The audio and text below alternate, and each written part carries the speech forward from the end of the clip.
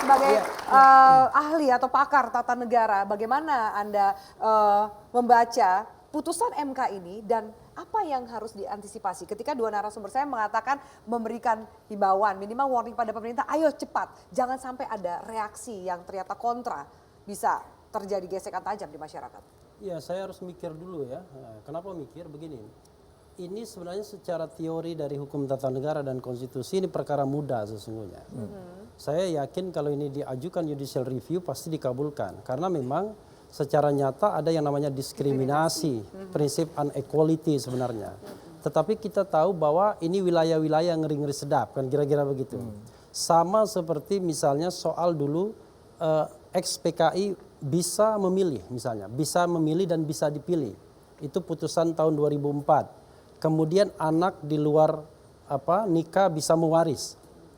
Nah, itu adalah putusan-putusan yang kontroversial sesungguhnya, yang memang kalau dilihat dari perspektif keyakinan atau agama tertentu pasti tidak akan diterima. Tapi yang kita harus pahami adalah kita hidup di Indonesia yang berdasarkan Pancasila dan Undang-Undang Dasar 1945.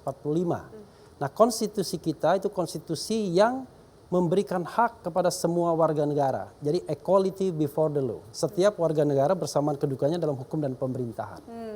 Lalu bagaimana jika memang ternyata ada potensi reaksi dari kelompok atau aliran lain yang juga ingin diakui soal masuk ke dalam golongan kepercayaan?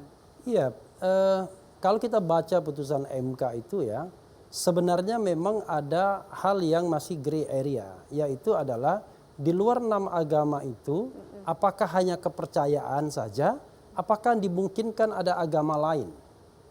That's the big question sesungguhnya.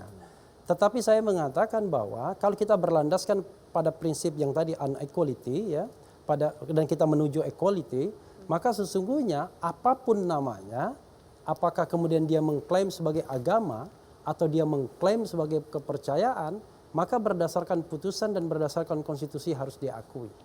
Karena itulah kemudian di dalam kolom itu ya harus diartikan agama dan kepercayaan atau agama dan atau kepercayaan.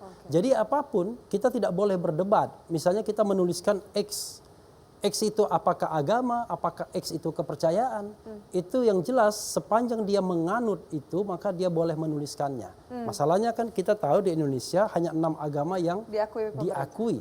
Padahal di luar 6 agama itu ada orang lain yang barangkali memiliki keyakinan-keyakinan sendiri yang mungkin juga mereka anggap agama atau sekedar mereka anggap kepercayaan. Tapi apapun itu kita tidak boleh berdebat di wilayah semantik itu.